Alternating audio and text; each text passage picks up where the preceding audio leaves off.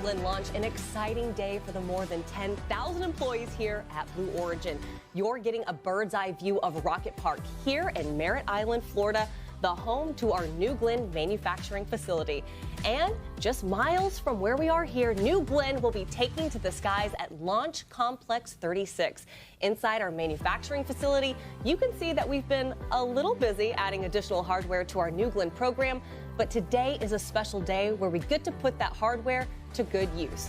We can't wait to tell you all about it. I'm Tabitha Lipkin. And I'm Marian Cornell. And this is NG2. The human need to explore is deep within all of us.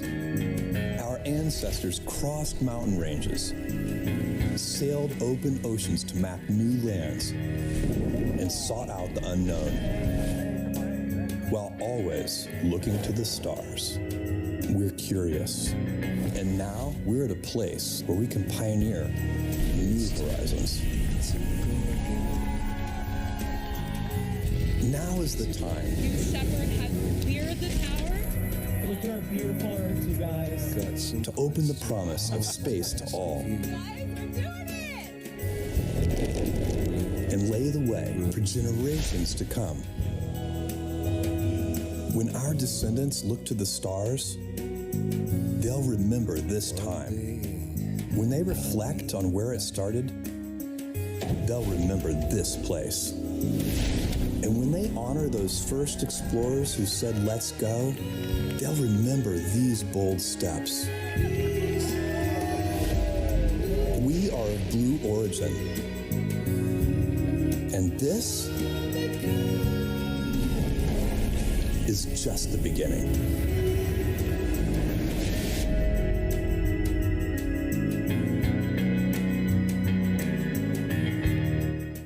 Once again, a huge welcome to our second launch of New Glenn, a historic day for us here at Blue Origin, and a moment that we've been building towards for months, a moment to finally land our New Glenn booster to carry NASA's EscaPADE spacecrafts toward Mars. Now, once again, I'm Tabitha Lipkin. Joining me here in Cape Canaveral, Florida, is Ariane Cornell, New Glenn's Vice President of Strategy and Business Operations, the legend herself. Ariane, thank you for being here. Thank you, Tabitha, and thank you to everybody that's watching.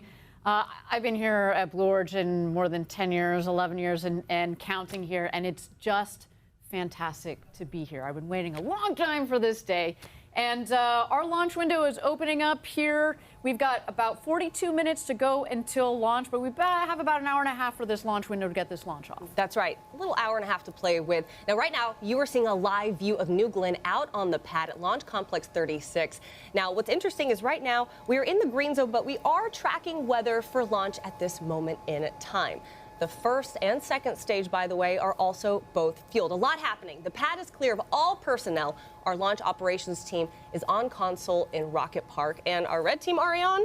Our red team, that is, to be very clear, that's the team that has the task of fixing any emergent issues that might arise on the rocket during the lead up to launch process. They're located a little closer to the pad itself. They're in Hangar S on the Cape Canaveral Space Force Station there. But let's talk a little bit about Launch Complex 36 for a moment. It's a historic location, 9 miles right from where we are sitting, Ariane. Absolutely. We've said this before, we at Blue Origin, we're standing on the shoulders of giants, the scientists and engineers that have come before us in the space industry. And that includes those that helped launch 140 Atlas II and III launches that took place from LC-36. That include the Mariner, Pioneer, and Surveyor missions. And those missions sent spacecraft to explore Jupiter, Saturn, Venus, Mercury, and the surface of the moon. Now, given that incredible history, how awesome is it that our second New Glenn mission is an interplanetary mission to Mars? It is. So today's mission is called EscaPADE. It's a dual spacecraft mission. They're twin satellites. And eventually those two satellites are headed all the way to Mars, and they're going to investigate how the planet's weather changes over time. Yeah, it's just so incredible, and we are so grateful for NASA for entrusting us with their payload today. They have been just amazing partners all the way through. Absolutely. Tabitha, I know you played sports growing up, so did I. I say it all the time. teamwork is awesome for sports. That's how we think about it. But when it comes to rockets and launching things into space, it is teamwork all the way. And for us, it's across the organizations. It's been so motivating for our Blue Origin team to be able to collaborate on such a cool payload with NASA.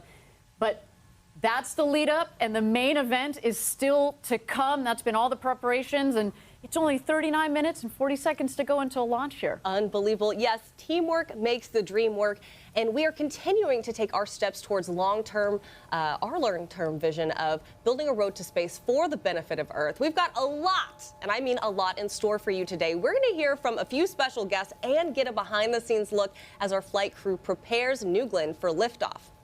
So, for our viewers at home, with NG-1, our first launch, that was back in January, our goal was to get into orbit, which we did. Yep. First time we'd ever launched this rocket. Everything else in that case was a bonus. But for NG-2, no.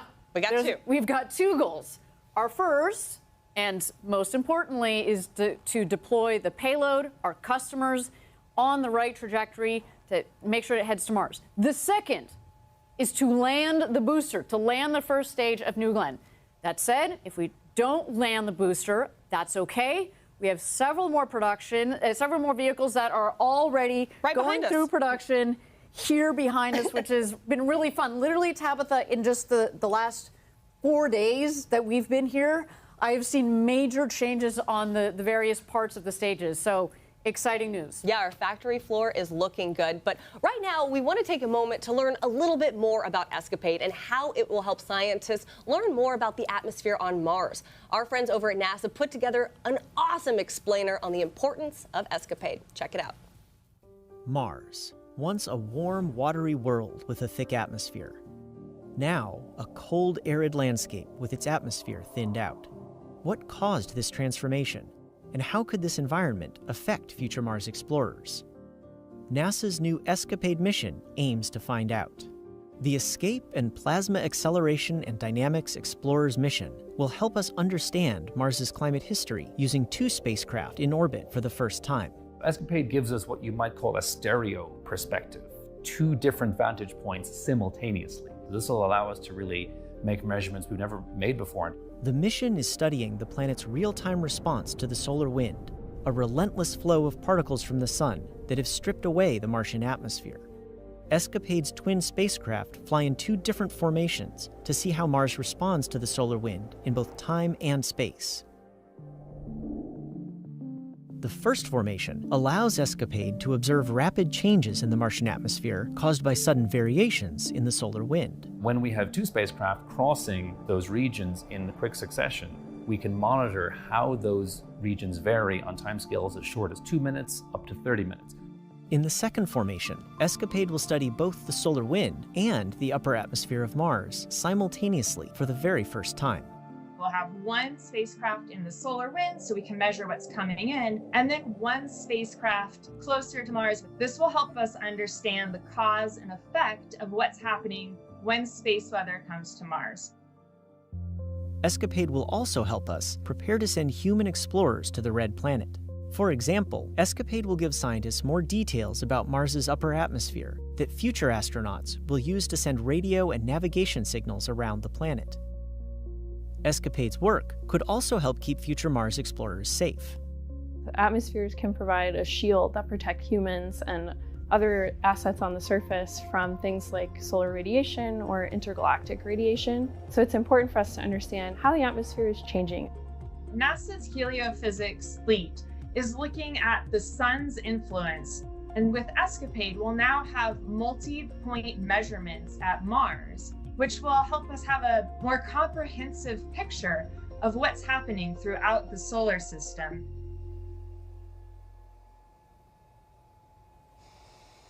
Love hearing it from the scientists themselves. Again, they've invested so much time in developing this payload.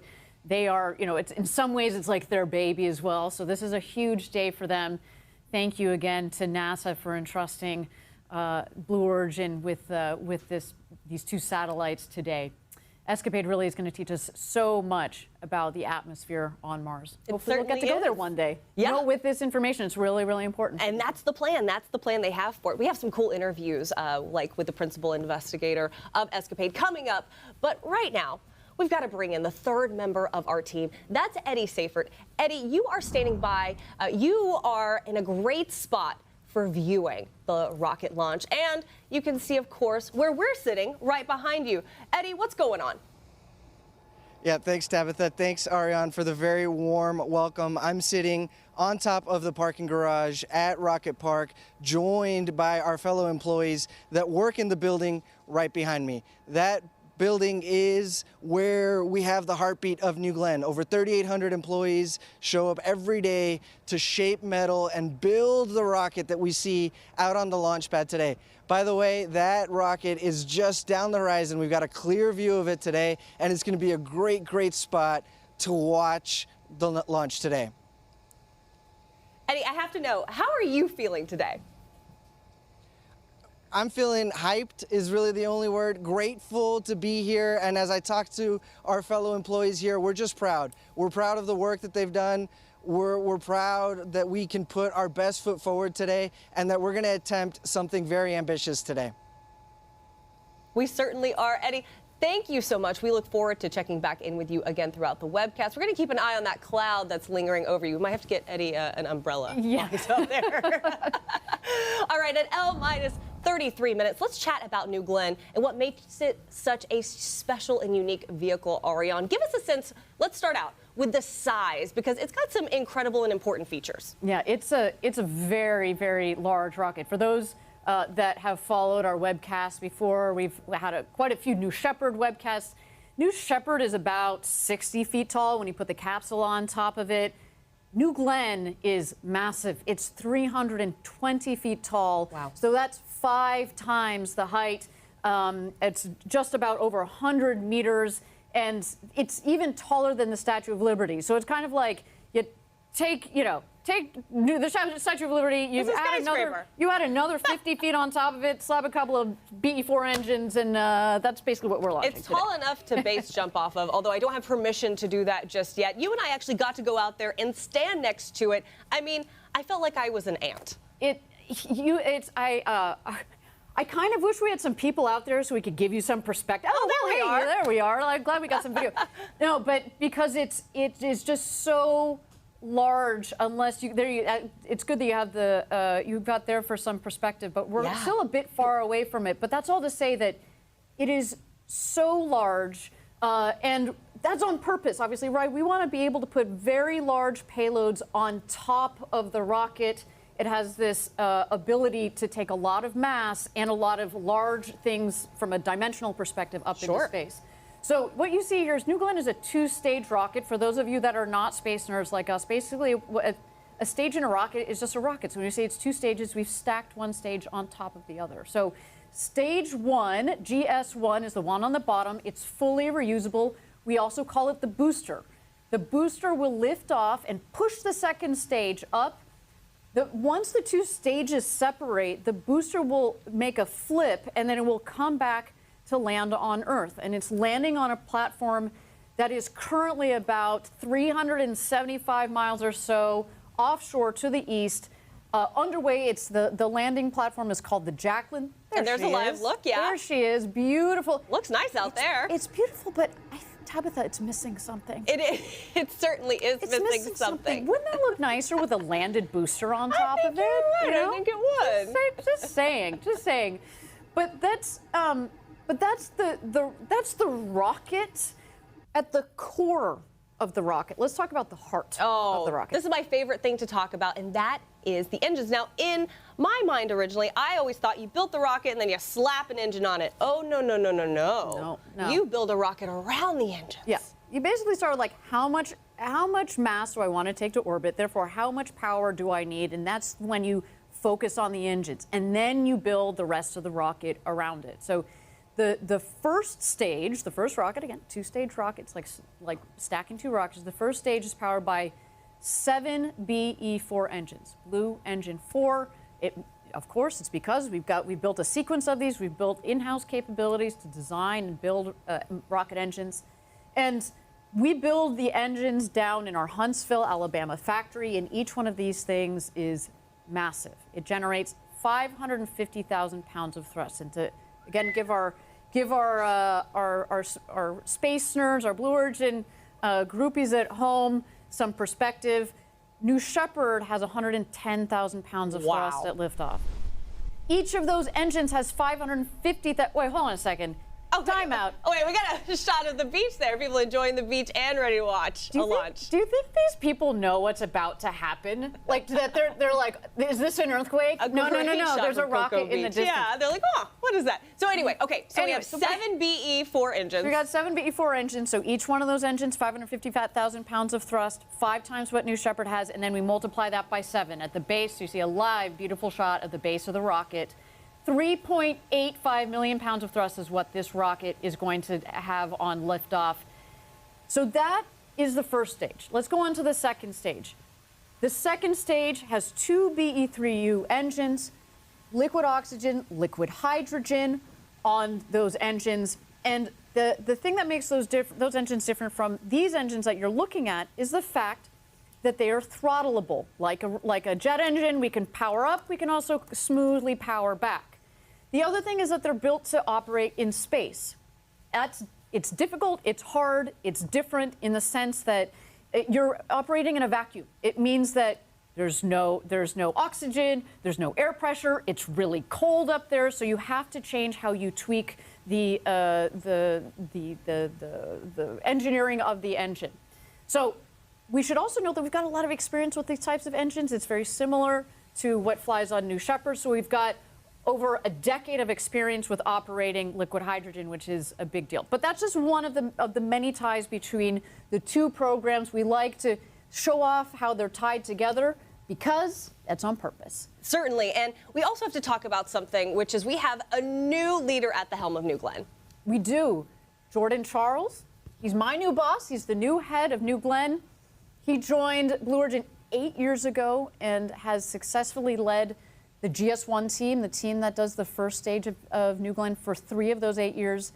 I can tell you, he's been my boss since about August, and he has a fantastic leadership style, and his experience is going to be really important as we move into this new chapter of New Glenn, which is, okay, we know that this rocket works and works very well and successfully, as we saw on New Glenn 1, but now it's about scaling up, getting to rate, launching, landing, repeating.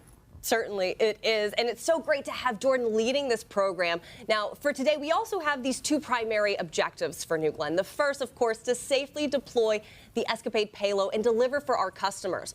Also on board is a technology demonstrator from Viasat in support of NASA's Communications Services project.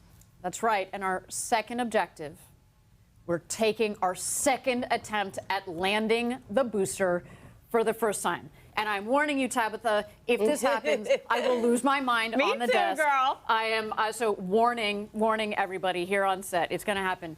And, you know, we're feeling really optimistic, but I should say we're in rockets, so I should say cautiously optimistic about the improvements that we've made to the booster. But regardless of what happens, whether we're successful on that second objective or not, we are going to keep learning and refining and applying all of that information to the next rockets that are on the floor right behind us here. Yeah, and we already have several more vehicles in production, as you said, right behind us. And landing the booster, as we mentioned, is no easy undertaking. Our team, and myself included in that, recently had the opportunity to spend a day at sea with our Jacklyn crew and learn more about the operations of landing and securing the booster, an operation and moment that will change the course of Blue Origin history. Check it out. The Jacklyn is the landing platform vessel where New Glenn will come down, land, and we secure it and bring it back in. She's 380 foot long, 150 foot wide, and she's a self-propelled vessel. We are the recovery side of the operation. This is where GS1 is going to land, and actually that feather is a center point. We have to leave 4 days before launch. We check all our equipment, and we ensure that everything is working, everything is fully functional. We transit for 300 to 400 miles, depending on how far the landing location is. And once we get there, dynamic positioning allows the thrusters on board here will hold this in position within a range of about 10 feet. We'll have a couple small changes of Jacklyn's position. They're going to feed us new coordinates, right? So we might move 500 yards this direction, a little that way, but we're generally in the area. And right up to like 45 minutes or an hour before, that's our final position. When the booster lands, the ROV will come out. Once it's mated with the booster effectively, we'll start pumping high-pressure nitrogen into the booster, which will allow the detanking process to continue to make the booster inert and safe for us to operate around. These are the transit stands. These are what we actually use to secure GS1 to the deck. Each one of these units is individually controlled. We'll have 6 different operators operating them out under the vehicle, and then we're able to lock out the stands, which basically rigidizes GS1 to the LPV deck and allows us to bring it home. The complexity of what we do out here is pretty important because we operate in such an isolated environment. We're hundreds of miles offshore. We're relying on satellite communication. The one thing about working on the ocean and in the elements, we fight it. It never wants to work with you. The best you can do is just get along with it. I hope people understand how important reusability is to this program. Us being out here and allowing us to retrieve these vehicles and bring back and reuse them, we reduce the cost, we reduce pollution. My favorite part of being Team Blue is how everybody works together as a very cohesive group. This is really, really rewarding just to kind of see everyone marching together towards one successful landing operation.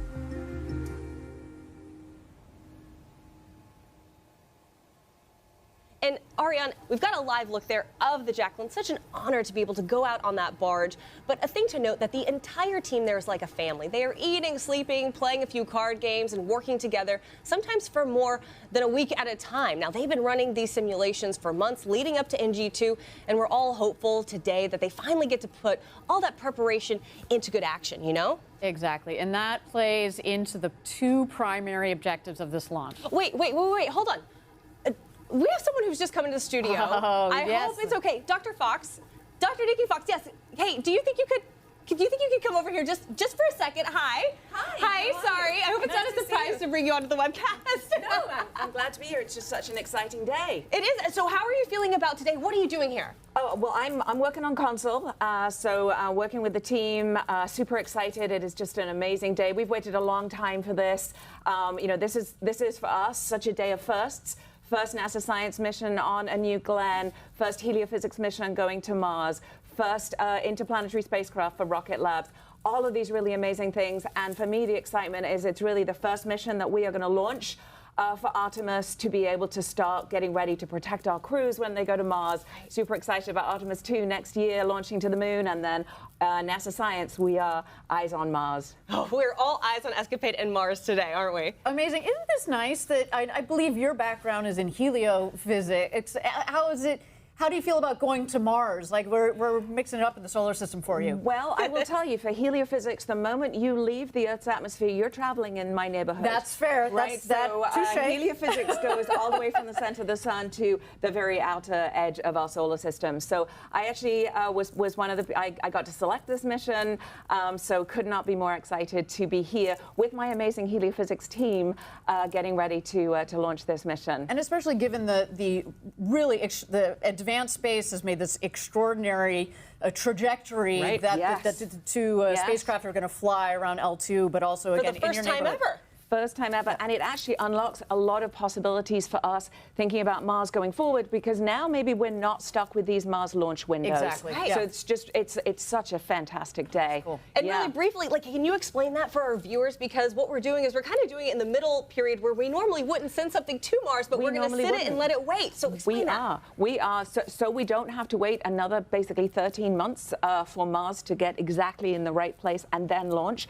We are launching the mission. It's going to basically hang out and then wait for Mars to come into the right location and then accelerate full speed ahead to Mars. So it's just a really great, yet another mission of firsts. Yeah. So many great things. Dr. Fox, thank you for taking the time. I'm sorry I had to grab you, but we couldn't pass up this opportunity. Well, and I just want to thank you guys. I want to thank Blue Origin for their amazing partnership on the New Glenn. I want to thank Rocket Labs for all the work they've done, the amazing team at NASA Goddard, my incredible team at NASA headquarters. You know, we deliver, they crush it every day, delivering for the nation, inspiring the world. Well, and thank you. It is an honor to fly a NASA payload on New Glenn today. That you trust us with your technology like that, it means a lot. It's first of many to come, we hope. First of many to come. Oh, yeah. Thank you so much. Thank you, Dr. Fox. Appreciate Gotta it. get back to the console. Yeah, Thanks, guys. Bye. Bye. Well, with that, I mean, it's so great to add people to the webcast team today. But let's throw it back over to Eddie. Eddie, he is out. He is out with a great view in Rocket Park. And Eddie, who you got there?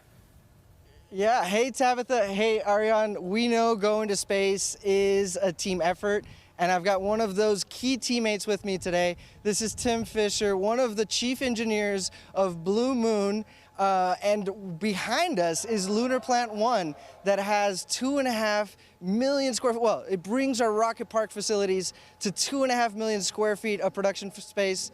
Tim, what happens in the building behind us? Well, we're building our Mark II crewed lander, one of the biggest spacecraft ever, and our cislunar transporter, another humongous spacecraft, almost as big as the upper stage of New Glenn. And we even have parts of our second serial number of the Mark I lander in there right now.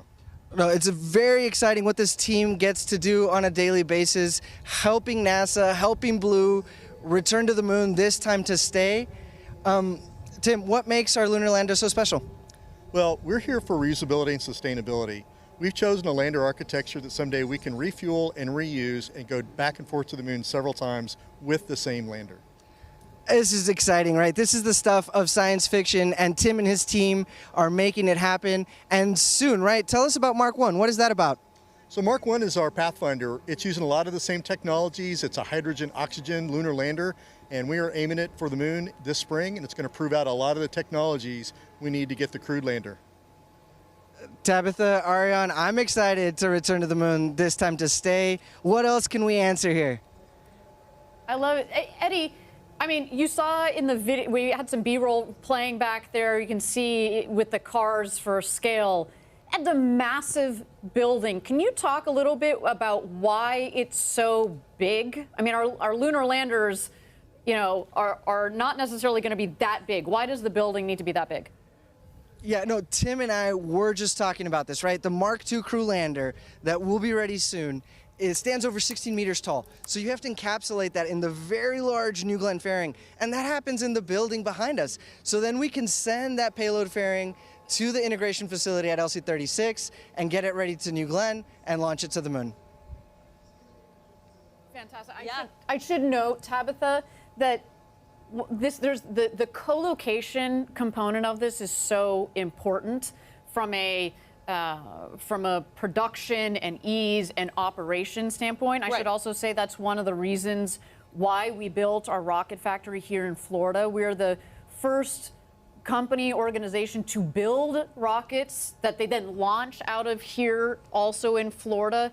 And the co-location in principle is supposed to make this, just make the operations faster, smoother, cut down the time, cut down the risk. Anytime you're transporting a rocket, you're taking risk, right? So we want to cut that down.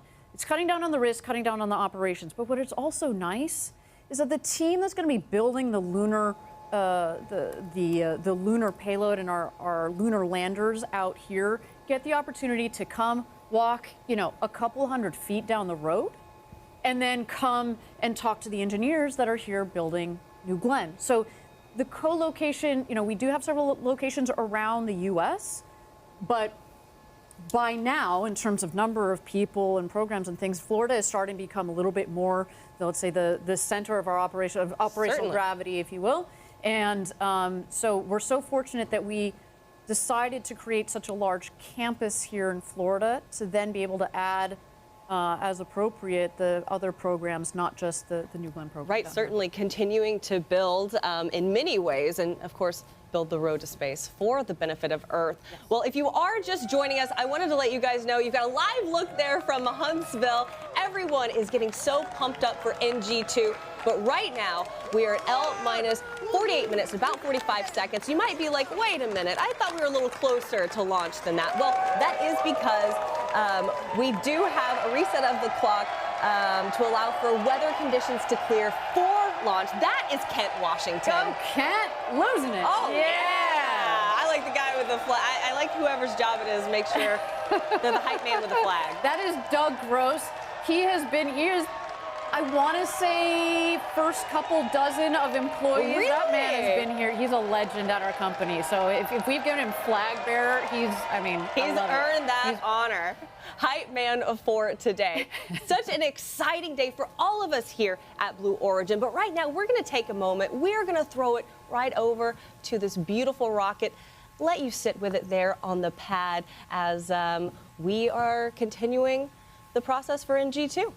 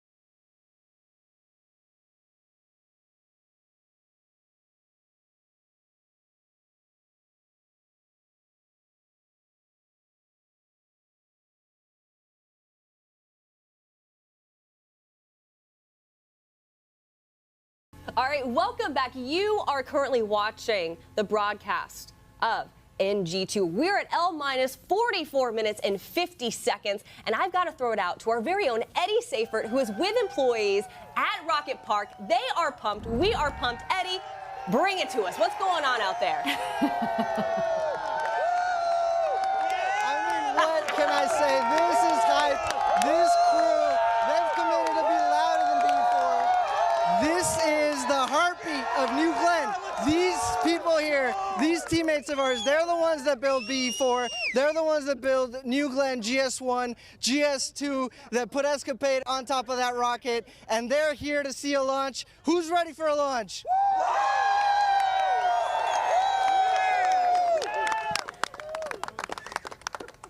Eddie, it's so great to be able to see so many people come out on a Sunday, by the way. That just shows you, as you said, the heartbeat of New Glenn. What are they talking about? What are they most excited about today? Oh, yeah. Well, listen, this crowd is hyped, as you mentioned. on a Sunday. We're just so excited to be here. It's about what we do day in and day out for our mission, and our family and friends that let us do this. That's what everybody's talking about. Yeah, I could definitely feel that. The crowd has been growing too. Goodness, at L minus 43 minutes. I mean, Ariane, we're feeling it. We're here at the desk. We're isolated, but we feel just as pumped as they do. Just as pumped. And what gets me, like, as a nerd, even if you're not a space nerd, look at that image. That is stunning. So cool. Like, well, yeah, what's happening to it right now? So basically, this rocket is fully fueled. We've got the liquid oxygen, liquid hydrogen on the second stage. That's what you see there on the top. And then you'll see the fins there, and just below the fins, there you go. That's the New Glenn first stage with liquefied natural gas and liquid oxygen in there. And it looks like it looks like it's steaming, but it's quite the contrary. It's really, really cold. So what you see, you can barely see, New Glenn on the side of the rocket there, and it's so cool. It is really, I mean, that's the right like word. A nerd. I'm it's sorry. cool because it's cool. I know.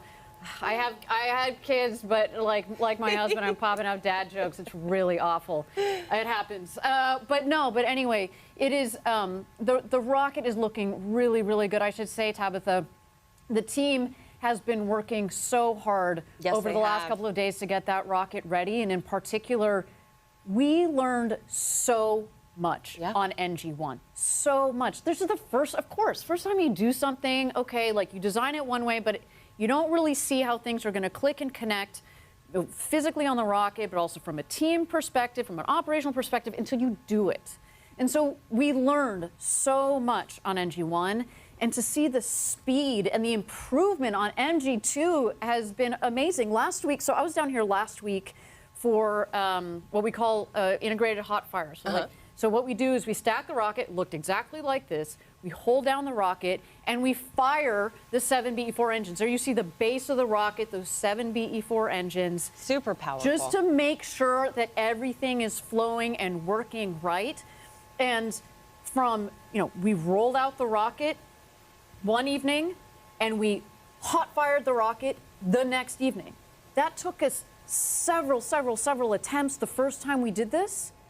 And this time, boom, within 24 hours, we had our integrated hot fire test complete, which is what led us here. And then basically a week later, we were on the pad ready to launch because we had a couple of learnings that came out of that integrated hot fire, but we're ready to go. Right back at it. It wasn't a ton of things. And so that is just one way in which we're showing the improvement in our operations of this rocket. And if we keep up on that trajectory, so Think about what that leads to. That is what's going to lead to the launch, land, repeat.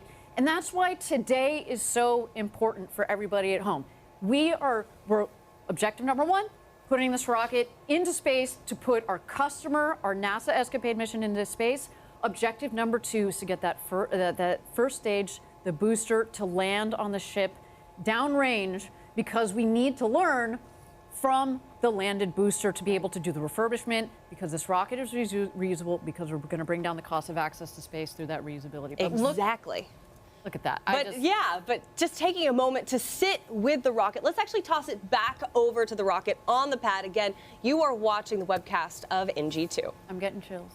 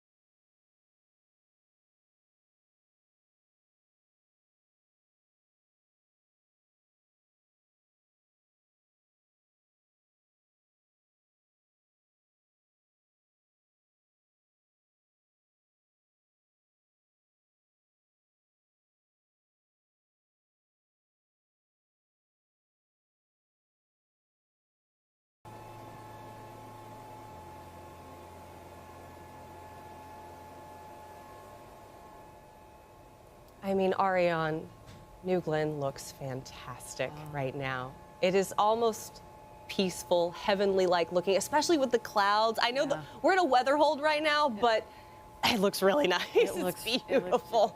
She's just chilling, that rocket. She's being illuminated. She's chilling. The rocket's chilling. I'm chilling. Ariane's chilling. But you at home, don't chill. Come with me. We want to take you through something really cool, okay? While we're in this hold, let's talk about Viasat's HaloNet network.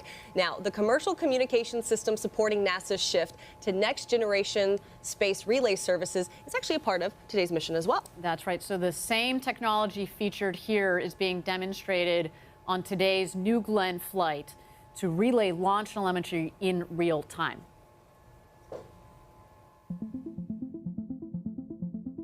There's a pulse that drives every mission, a signal, a connection, a lifeline. In space, where timing is critical and distance immense, communications can't fall behind.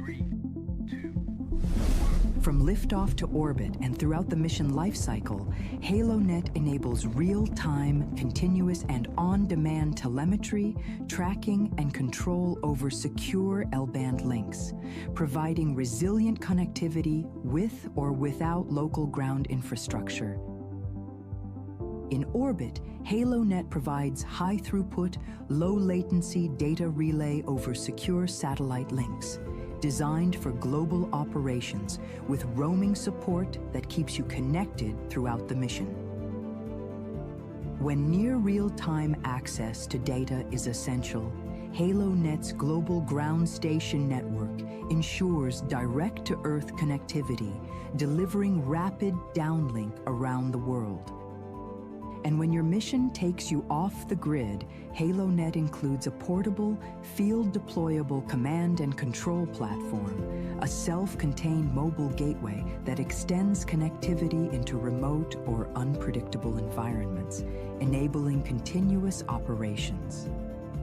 Built with security in mind, HaloNet integrates next-generation encryption, trusted by defense and government users worldwide, protecting mission-critical data from the ground up. As legacy systems retire, HaloNet is already engineered to support what's next. From scalable infrastructure to emerging capabilities like optical communications. From the ground to orbit and everything in between, HaloNet is the pulse of your mission, connecting space, empowering progress, securing the future.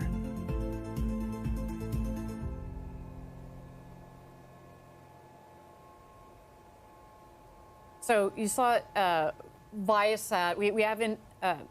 We should speak a little bit more about this payload because it's the primary payload, of course, is EscaPADE. You actually saw there in the middle of the video, we had a little side box there that showed the two twin satellites inside the fairing live, ready for their launch to space today. But on top of the payload adapter, kind of the base of where you saw the two satellites in there, is also this Viasat it's essentially a radio. It's a demonstration. It's a demonstration technology, radio technology for telemetry. There it is. Oh, well, there you go. There are the two satellites. What a beautiful, the two EscaPADE satellites. We got blue and gold in there. But I just want to talk about this because we talk about landing the rocket today. That is huge. But getting our customers to where they need to go is really, really important. So we're going to deploy those two satellites at about T+33 minutes. But then the second stage is going to continue in space, right? The two satellites go on their way. And that is when we're going to turn on the Viasat payload as well. So the Viasat payload is not going to deploy. It's going to stay on the rocket. And they're going to test their technology. And it's so, we feel so honored that we've got organizations like NASA. Right. We've got organizations like Viasat, one of the foremost satellite operators in the world, that are entrusting Blue Origin with their technology. And, yes, this is the second launch of our rocket, but we have shown that through the way that we do our engineering and our development and our testing program, that they said, okay, let's take a chance with you guys. And that means a lot to us. That is not lost on us. And so I want to thank you know, our customers, all of our partners and customers that have flown with us and are going to fly with us. It really does mean a lot. It's not lost on us what our mission is. Not at all. Little rideshare payload. The Viasat CPS technical demonstration is what we will be seeing. And you right there are seeing a live look from Jacklyn. And Ariane, it would look so much better, as you said. Gosh. It's missing something. It's missing. There's something It's just something off that on could this go right image. in the middle. Right That would look real good. Can I tell? A lot of people don't know this. That landing pad is the same size as the landing pad for New Shepard. It is. Which that's right. The rocket is 5 times taller.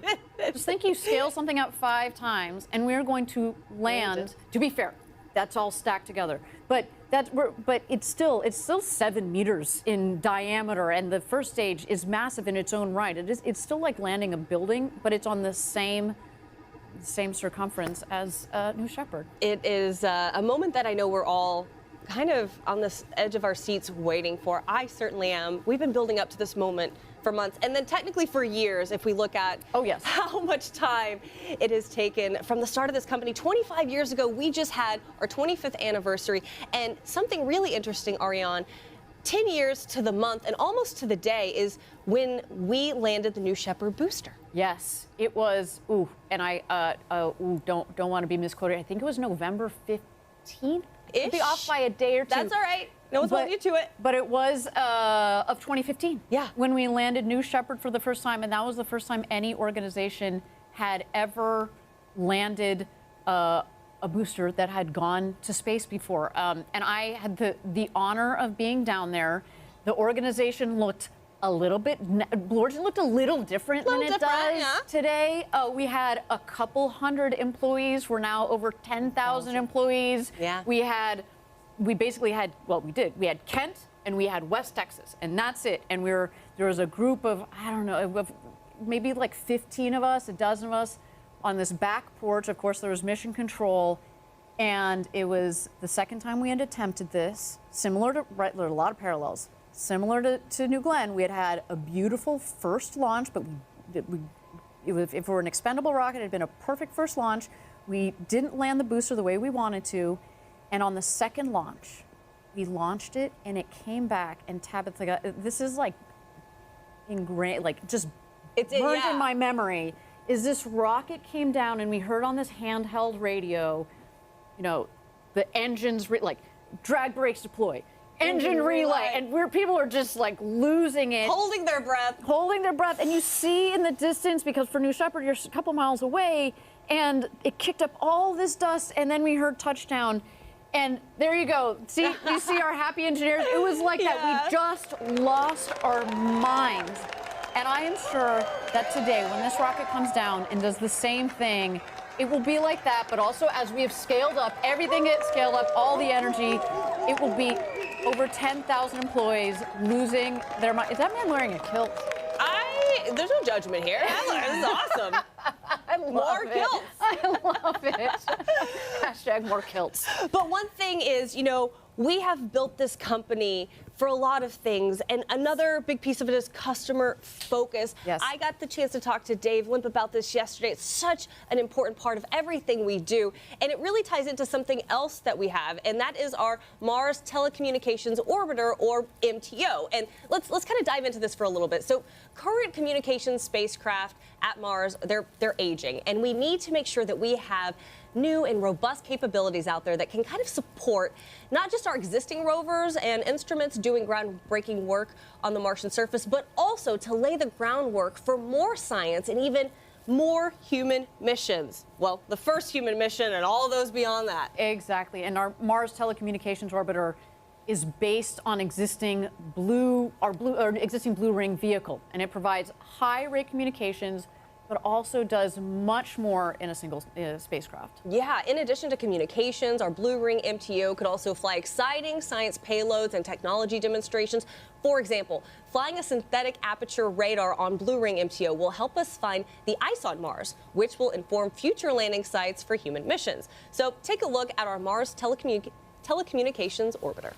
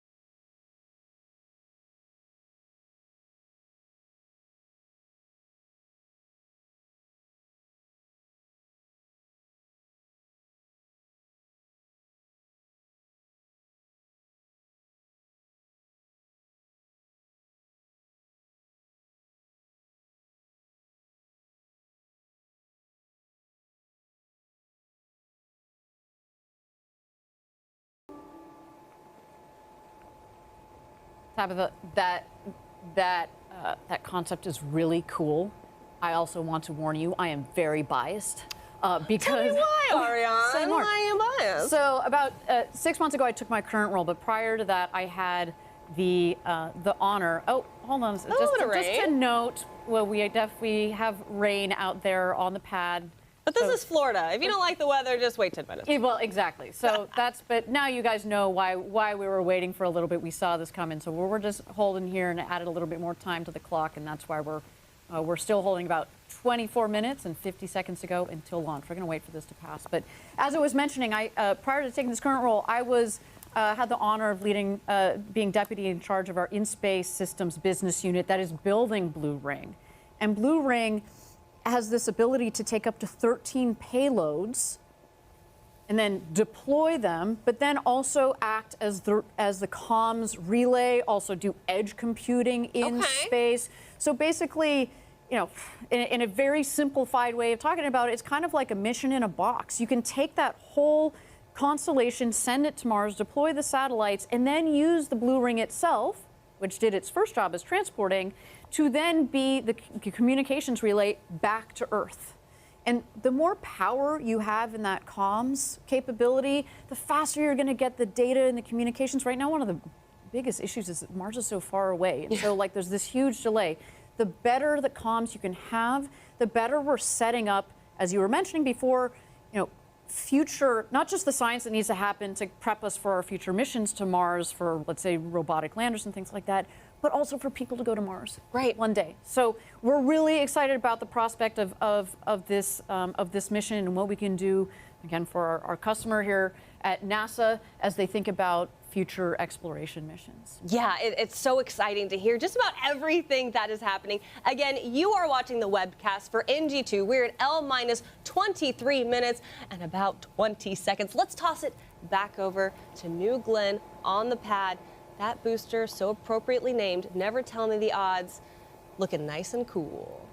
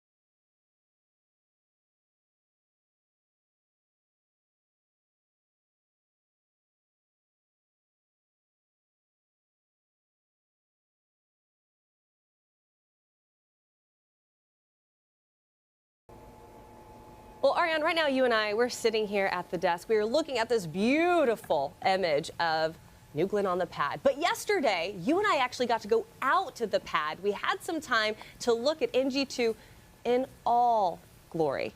And so I want to talk about how cool it was for us to go and see this engineering marvel. Let's check it out. Okay, so walk me through kind of the different components of this rocket. Okay, so on the most very basic level, we've got GS1, And then stacked on top of it, GS2. It's basically like stacking a rocket on top of a rocket, right? So let's maybe start with the GS1 because it's doing a lot of the work today, right? And we want to land this booster as well. At the top, we call the forward section, you'll see kind of a gold section up there at the top where the 4 fins are. Right. Those fins, they move back and forth, right? So they help with directional capability on the rocket. The whole main section of it, though, in the middle is basically a big fuel tank. And then you get to the aft, the bottom section there, that has the landing gear you see in each of the doors, but it also has the 7 BE4 engines that are in the base. Right. At the top then, so that's basically GS1. At the top, basically from the white portion above the gold and beyond, tucked in there are the 2 BE3U engines. The part with the feather, again, that's all basically tank, liquid oxygen, liquid hydrogen for the propellants. I forgot to mention liquid oxygen and liquefied natural gas, the propellants for the first stage, so they're different propellants. And then kind of that nice, smooth top, that is the fairing. There are 2 halves of the fairing, and those will deploy off, those will fall apart once the second stage is up in space. Right. And inside the fairing is where the EscaPADE, the 2 payloads, the 2 satellites of the EscaPADE mission are currently. Are twins. They're twins. They're on what's called an ESPA ring. And so it's a ring that mates to the top of the rocket. And then on that ESPA ring, we put the 2 satellites. So once they're up there in orbit at about 33 minutes, first the blue will deploy. We wait 30 seconds. Pretty obvious. We don't want them to run into each other, right? And then second, the gold deploys. So that's what happens with the second stage once it's off of space. But keep in mind, first stage making its way home. It's making its way home, right? So the engines have done half of the work on its way up. We flip it around.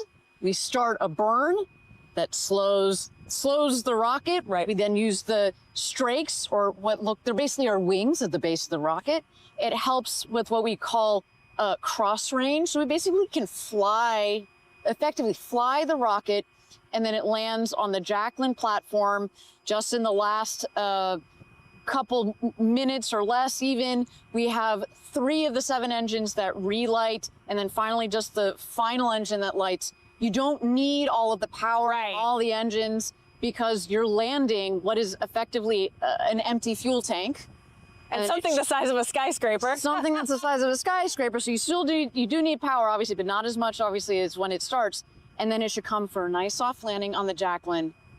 And if we do that, it'll be pretty epic. It'll be history, it'll be epic, and it opens a new chapter for Blue Origin. So appropriately named, Never Tell Me the Odds. Don't tell me those odds. And Ariane, it was really, I don't know, almost like an out-of-body experience to be standing next to New Glenn. I have been to New Shepard launches. This is my first New Glenn launch. And to see New Glenn upright, and to be in the presence of something the size of a skyscraper, and to learn, as you mentioned, it's essentially a rocket stacked on top of a rocket, right? And the pad itself has so much history. It's just like, I don't know, Space Coast is such a special place. This launch is so special. This rocket is so special. So yeah, I had a chance to chat with some of our customers and our VIPs that also got a chance to check out the rocket. A lot of them, of course, have been in the industry a long time, and they got out there for a photo op yesterday, and they said, "This rocket just looks beautiful." Yeah. And there is something to be said, actually, for you can look at a piece of engineering. I know it's very simplistic, but you can look at a piece of engineering and be like, aha, that looks right. That looks right. It feels right. You add too many bells and whistles and you're like, it's not. This rocket is a marvel of engineering. It flew so well on its first go. I cannot wait to see how it performs on its second go. And as we said, we're cautiously optimistic. We've made some changes to the first stage after our first launch, where we didn't recover the booster to be able to land this time. And we feel good. We feel good. I don't want to jinx anything, but man, I feel We're good. knocking. I knock on my knocking all over the place. Yeah. But you're right. I've been talking to employees, for months leading up to this moment, and employees do feel good. Engineers feel good. And this launch, it feels different. It feels good. And I think everyone is just, on the edge of their seat at this precipice, right? We're ready to land the booster. It would feel a lot better if these clouds got out of the way, if this weather got out of the way. We are in a weather hold. So here's what's going on. If you are tuning in right now, you're watching the webcast for NG2. You might notice on your screen that we are in a hold. We're doing that to allow for a little more time for that weather to clear. We're going to let you know and keep you guys posted on the new T clock as soon as we get information on that. So right now, let's toss it back over to New Glenn on the pad as we wait for some of this weather to just kind of move on out. Roll on by. Just get out of here.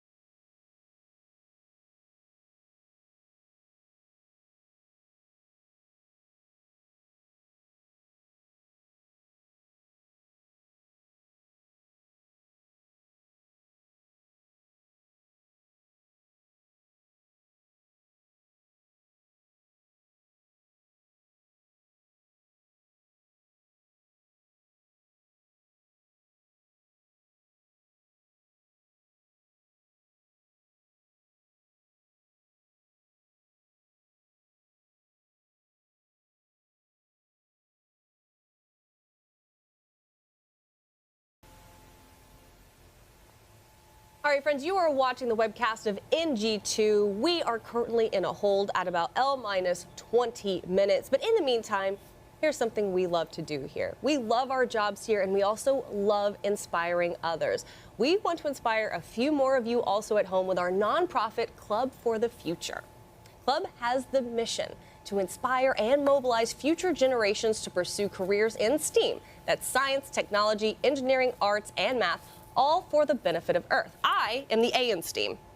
Yeah, which is the arts part. Which is super, super important. The ability to communicate about it, right? Like it's so important, the A component of STEAM.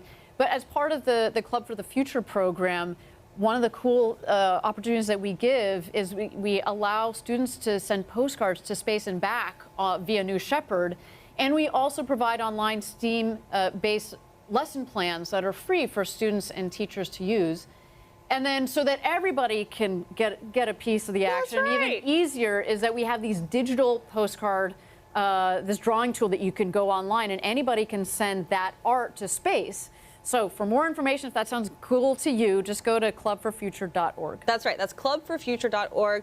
Ariane, where do you fall in the STEAM spectrum? You're a bit of everything, I feel like. I've always kind of been like... You're like, I'm science and technology and a bit of engineering and math. Yeah, but I kind of like it all. Yeah. And arts today and anytime we get the honor of having you with us. Let's be very clear. I'm not the one that's going to be designing that insane trajectory that Advanced Space did for EscaPADE today. Right. So, like, props to you guys.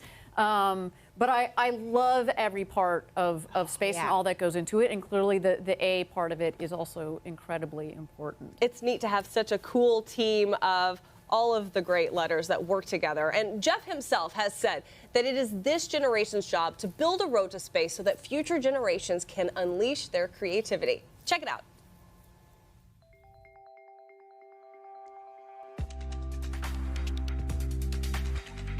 When I was in high school, I was working to build a rocket for a target altitude competition. My mom took me to an observatory opening, and I got to see the rings of Saturn through a telescope. Growing up, I was just not very good at doing school. I wasn't really good at doing homework. There was a teacher at my school, Mr. Cullen, and we spent hours together after school. I would be building a rocket in the back of his class, and that was incredible for me. I had a chemistry teacher who also taught astronomy, sparked that interest in me. She went outside the lines of what I believed a science person should be. It helped jumpstart a passion where I am now a propulsion engineer launching rockets. If a teacher like that could help a student like me and pull me to this career, it just makes me think, you know, what can I do to help inspire the next generation?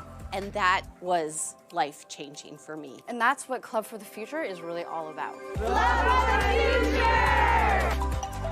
At Club for the Future, our mission is clear: to inspire and mobilize future generations to pursue careers in STEAM, science, technology, engineering, arts, and math, and all for the benefit of Earth. We're here to create meaningful experiences that spark curiosity and ignite passion. We're teaming up with educators to make learning an adventure by creating space-based lessons for K-12 students. If we want to see millions of people living and working in space, space should look like all the populations of Earth. Our goal is to make learning about space more accessible for all. So we've joined with others to reach underrepresented students and underserved communities. But it's not just about what happens in your classroom. As Blue Origin's Club Ambassadors, we're here to share our expertise and inspire students through speaking opportunities, events, and mentorship. Also, with our Postcards to Space program, kids can connect with the vastness of space and the future of our planet. Draw your vision of the future or write any message you want on a postcard and we'll launch it to space and back on a New Shepard rocket. Your postcard will be stamped, flown to space, and returned to you as a unique keepsake. So let's go. Let's dream big, reach high, and build a future where the possibilities, they're as endless as the stars.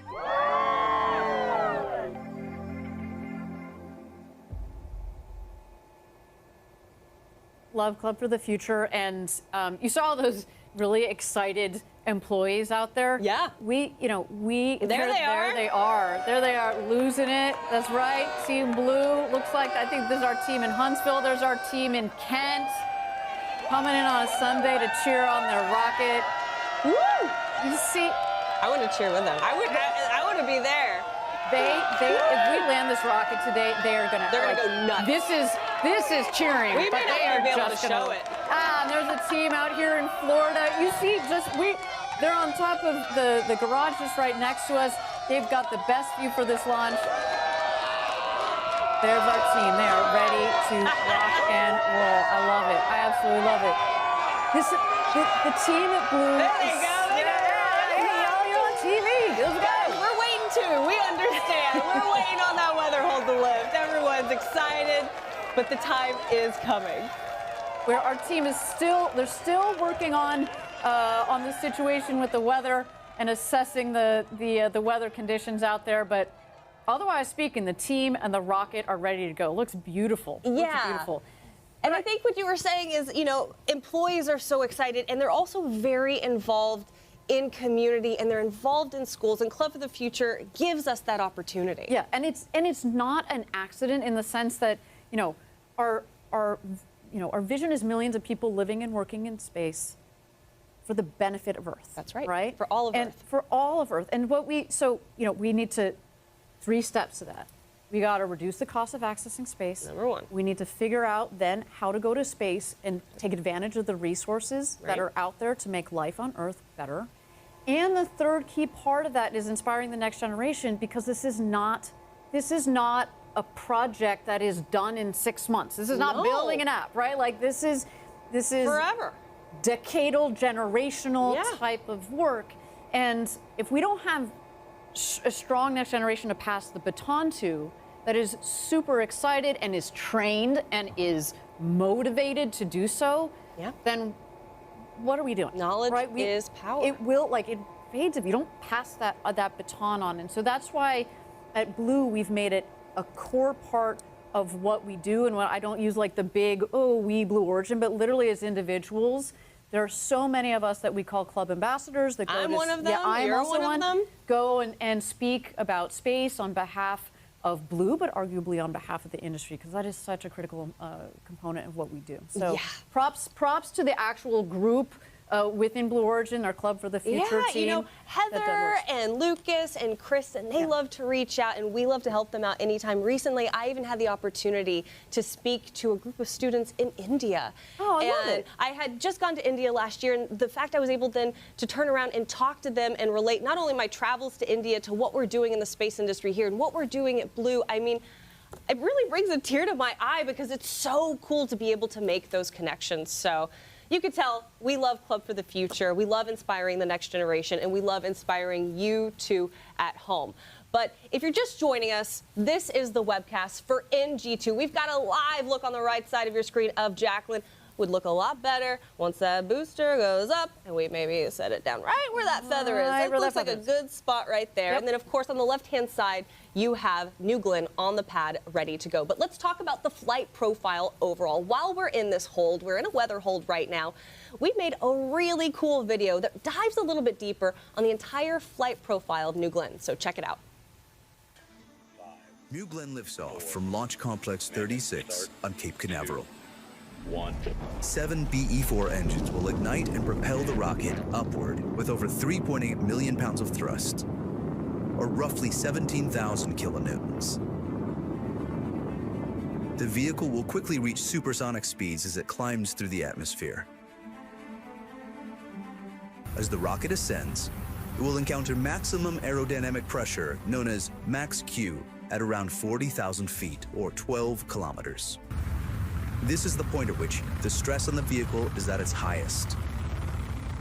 Around 3 minutes into the flight, the vehicle will turn off its engines, marking the end of the boost phase. Shortly after, the reusable first stage will separate and begin its journey back to Earth. 2 BE-3U engines on the second stage will ignite and propel it onward into orbit with the payload. The reusable booster reorients in the vacuum of space using its reaction control system. At 220,000 feet, or 67 kilometers, it executes an exo-atmospheric deceleration burn using its center 3 engines. These engines gimbal for maximum control of the booster. This burn slows the vehicle down before re-entering the atmosphere. As it descends, the booster's strakes and fins work together to slow it down and guide it autonomously back to Earth, landing on a vessel at sea. At around 9,000 feet, or just under 3,000 meters, the first stage begins its final landing burn. The 3 middle engines will light for 20 seconds, slowing the vehicle in preparation for the final descent. The 2 outer engines will turn off, and the center engine will execute the final controlled maneuver onto the landing platform.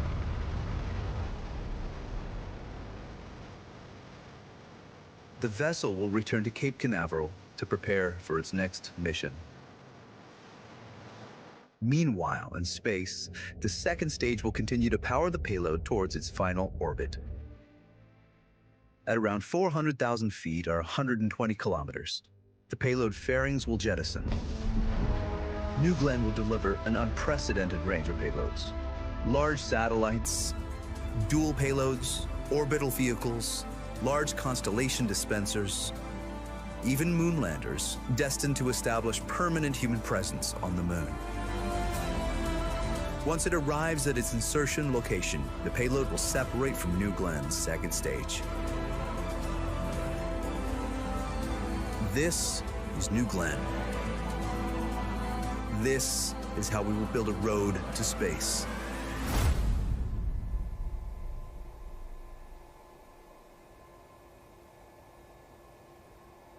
I get chills every time I see that feather come on screen. It's such a great piece pulled together to really explain what's going to be happening with NG2. So there you go. You have a live look, though, of New Glenn on the pad. Now you understand the entire flight profile. But while we're in this hold and we're working out weather, let's go ahead and send it back over to the rocket and just sit with NG2.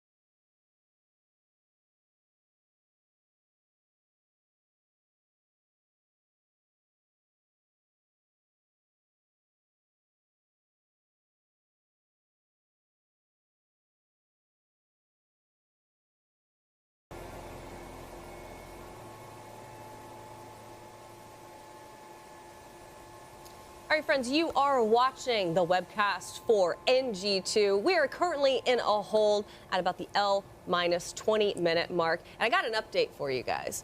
We're waiting on weather. You might be looking at that and be like, the weather looks pretty good, Tabitha. And I'd be like, you're right. It's looking a lot better, huh?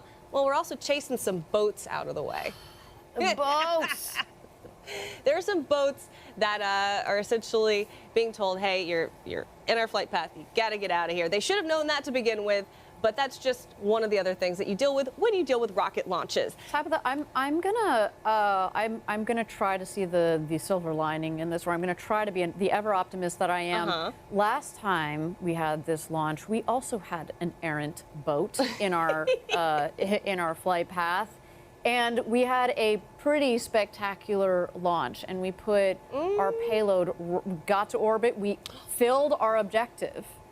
So I'm going to call this a good luck omen. A good luck. You know, speaking of good luck omens, yesterday, me, you, and our very own Eddie Safert, we were headed out to the launch pad, and we saw a tortoise crossing the road. And if you didn't know, tortoises are a part of our coat of arms, and we find them as a sign of good luck. So Eddie, you are out there, you are with employees, you're at the best spot to see the rocket launch. But let's talk about something serious for a second. Let's talk about how hard it is to land the booster. For those of you who don't know, you probably do know if you're watching this webcast, on our first attempt, we weren't able to land the booster, but we were able to get our payload into orbit. Today, our big objective, aside from getting our payload into orbit, which is EscaPADE, is we want to land our booster. Never tell me the odds, and I like the name of that booster, so I want to keep it. So, Eddie, how hard is that? Well, so first off, thank you for your patience. The weather here is looking a little better. The boats, as Ariane said last time, definitely safety is our highest priority. And the tortoise, for me, a sign of good luck. I mean, I think it's just a trifecta of signs that we're ready to not just launch EscaPADE to space successfully, but to land this booster. So we learned a lot. Nothing substitutes flight data. So the GS1 booster, after it separates from the GS2 upper stage, it does a 180-degree flip maneuver so that the aft section is facing backwards, or basically back down to Earth, but in the flight path. And so that 180-degree maneuver is conducted by our reaction control system. They're peroxide monothrusters. We call them the severe weather agility thrusters. And those worked perfectly last time. We did the maneuver. And then the BE4 engine goes for reignition. So the 3 center engines reignite what we call the exo-atmospheric re-entry burn. And its entire purpose is to slow down the GS1 as it re-enters the atmosphere so that its superior aerodynamic performance, those long strakes, those forward fins, can guide the GS1 booster over the Jacklyn. Yeah, Eddie, thank you for such a good explanation for our viewers at home, because it took a little bit for me to understand, too, exactly. I'm like, why is it so difficult? And it's like, Tabitha, it's pretty difficult. And I'm like, yeah, it's like when you watch the Olympics and you watch someone run fast, you're like, oh, I can do that. It's like, no, you can't. It's actually quite difficult. So, thank you, Eddie, for that great explanation. Again, we are currently in a hold. You are watching NG2, our webcast here. We are at about L-20 minutes. We're going to toss it right back over to the rocket. New Glenn is on the pad. It is feeling cool. It is looking cool. And it is literally, Ariane, very cool right now.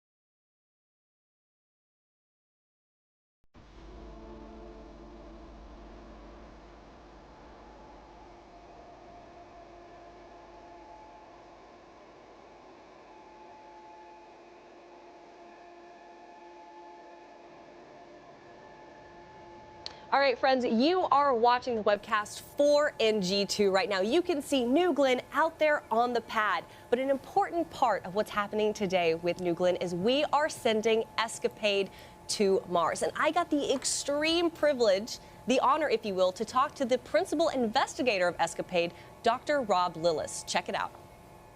Rob, for someone who doesn't know, what does the principal investigator of EscaPADE do? So the principal investigator is entrusted by NASA to execute the entire project. So it's kind of like the buck stops with me. I have a team of excellent people around me, but I'm responsible for the production of the data, the definition of the science requirements, the execution, the technical aspect of the mission. I think it's a great model for how NASA sort of entrusts the completion, the execution of a mission to a partner like UC Berkeley, where I'm based. And EscaPADE is a really special project. We are so excited to be taking it up today on NG2. Tell me a little bit about what EscaPADE does. So EscaPADE is a twin spacecraft mission going to Mars, orbiting Mars to sample the ways in which Mars and its upper atmosphere respond to changes in space weather. By space weather, I mean the million-mile-per-hour stream of charged particles that the sun is at all times throwing out. Sometimes that stream gets gusty, and the gustiness, essentially, of it is what we call space weather. And there's all sorts of ways that can happen. The magnetic field can get stronger, the speed can get higher, the density can get higher, and all those things have an effect on the Martian atmosphere. And over time, it can strip away the particles in the upper atmosphere. And we know that this has been an important process by which Mars's climate has changed over Martian history. Early in Mars history, up to about 2 billion years ago, Mars was at least occasionally warm and wet. It had a thick atmosphere. It was habitable. We don't know whether life actually existed, but it was habitable there. But then in the last 2 billion years, it's lost most of its atmosphere. And we think that the stripping of the atmosphere by the solar wind is a big reason why that happened. And EscaPADE is going to be sampling and investigating these processes with a stereo perspective with 2 spacecraft. And that's really important because up until now, with one single spacecraft, we've only been able to measure either the solar wind itself or the effect of the solar wind closer to the planet. We've either had the cause or the effect, but separately. With EscaPADE, we can have 2 spacecraft simultaneously cause and effect at the same time. And so that's the breakthrough that EscaPADE is going to provide us in understanding the processes by which the atmosphere is stripped away. And once we understand that, I mean, how does that affect us here back on Earth or future Mars missions? Right. So it's important for a couple of reasons. One, I think we're just curious as to how planets evolve in general. Like over the billions of years, planets, they change their atmospheric composition.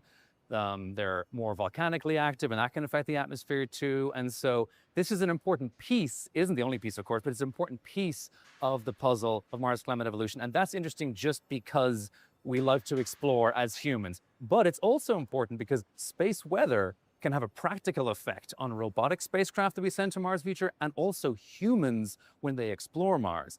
This is important for a couple of different reasons. One, a big space weather event, what's often called an interplanetary shock or a coronal mass ejection, when the sun belches out a couple billion tons of hot plasma, often at high speed, high density.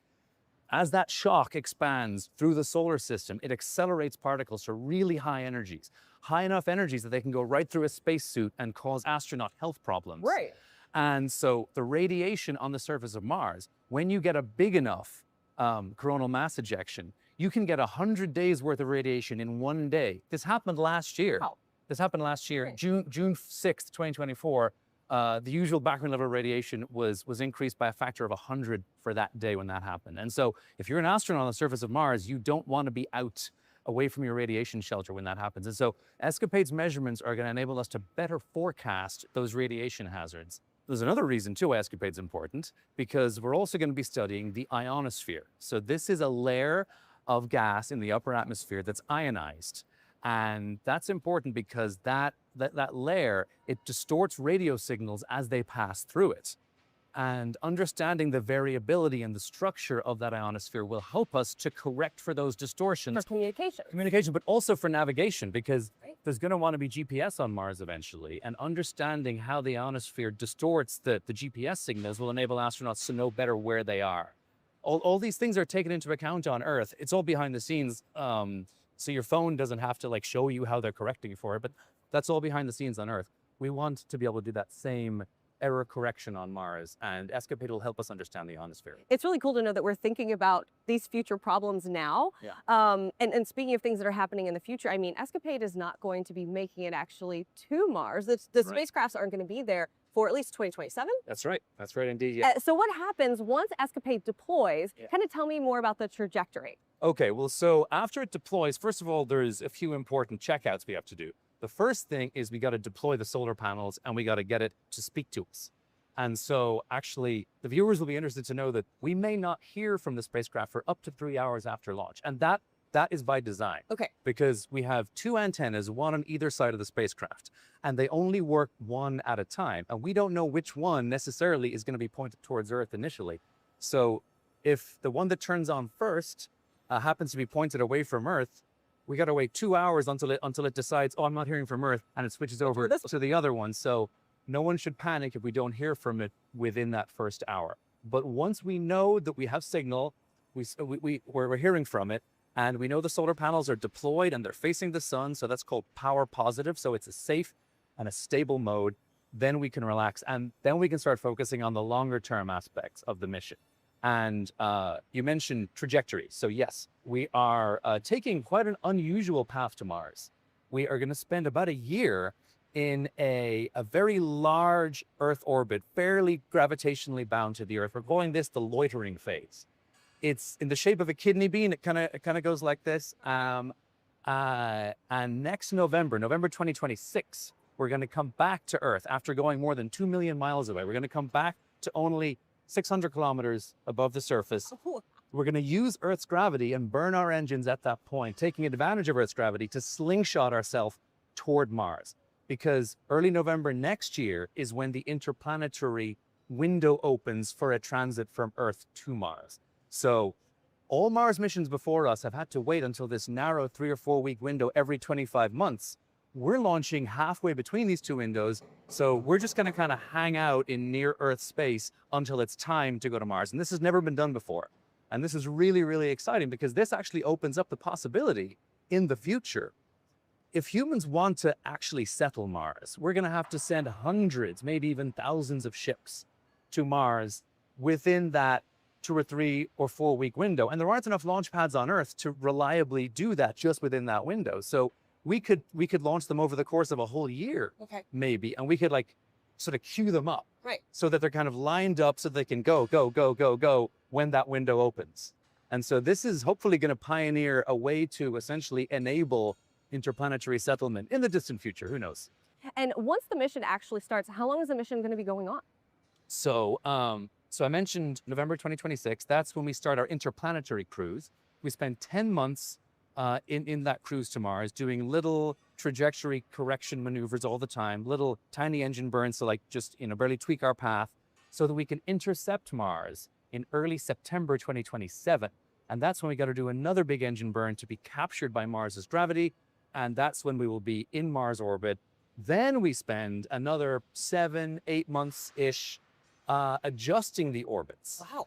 So first of all, lowering the orbits, then adjusting the orbits. And this is important because EscaPADE is doing another thing that's never been done before, which is the first ever formation flying around another planet other than the Earth or a lot of firsts on this the one. Moon.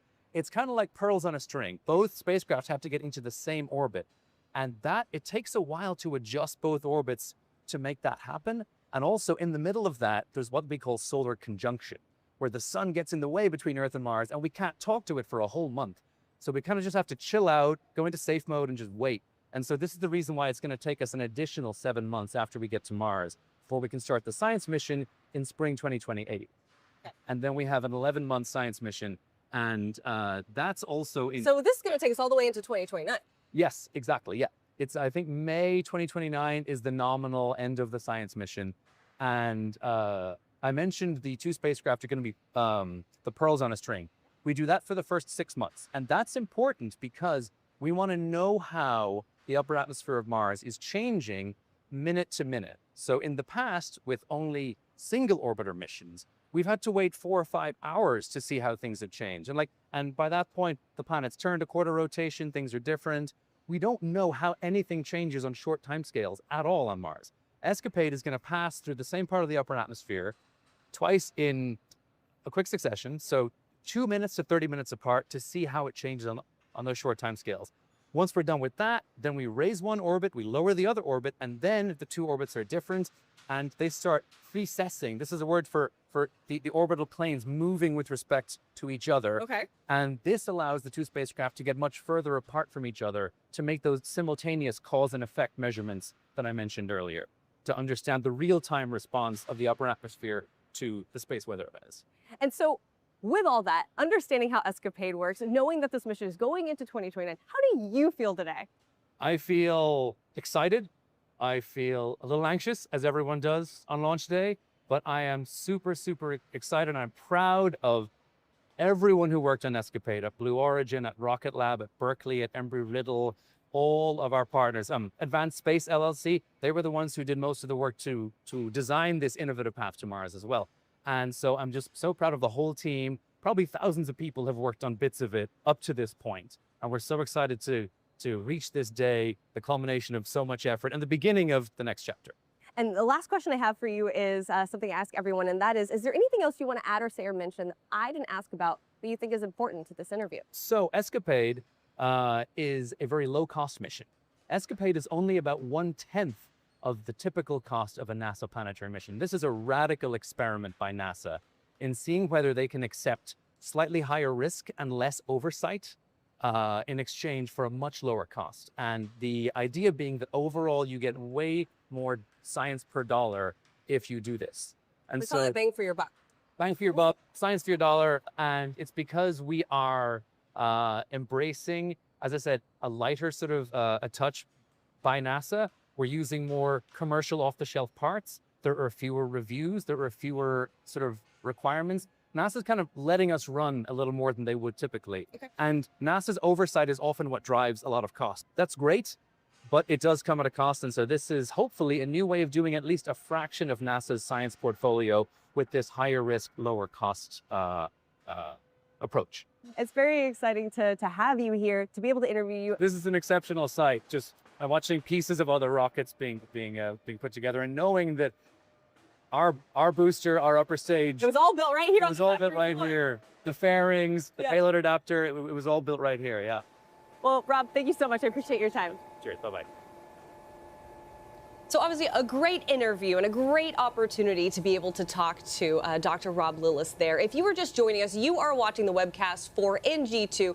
If you're looking at your screen, you might notice we have a new L time, which is L minus 28 minutes and about 30 seconds. Now, to keep you guys updated, we know that the weather is now clear. You're like, all right, that's some good news, right? Well, we have also learned that the launch team is looking into an issue with our ground support equipment at the pad. So we wanted to give you an update on that. And of course, we're going to keep monitoring everything happening around NG2. Yeah, I think a lot of people, when you look at a rocket, you're like, oh, the rocket's going to go. There is a lot of engineering that also goes into the ground systems. That's Absolutely. The ground system of the pad. That is the ground systems for the telemetry and the communications. We need to be tracking the vehicle. But like out there on the pad, that pad actually is a feat of engineering in its own right. In fact, this Launch Complex 36, we were talking about it earlier in the webcast, it's been used as a launch complex for decades before us. But we Great history, but we basically cleared it out and built it back up again. The amount of power, data, propellants, all these lines that are going up there. You see the two towers, the one on the right will eventually have crew coming off of it. Slightly off the shot to the left, we've got the water tower. There you got a kind of a back out view so you can see a little bit more.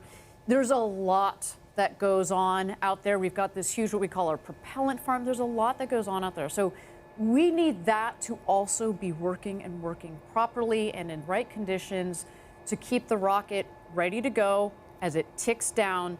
And then when we will turn, obviously, the show, if you will, over to the rocket. But in the meantime, there's a lot of work happening in the ground system. So if something is out of line, pressure, data, power, that then could translate down the line, down the pipes, literally, to the rocket, we have to check it out. So our team is on it. But we do have a little bit of time here to do so. But it looks like the weather might be clearing up. You live here in Florida. This is wild. Just How do you wait put up with 10 this? minutes. It just keeps on a constant rotation. But I will say, you know, it is great to see NG2 on the pad, ready to go. You know what they say, if it's going to happen, it's going to happen out there. And so right now, I'm going to toss it back over. Again, you are watching the webcast of NG2. We're at L- 26 minutes before this historic launch.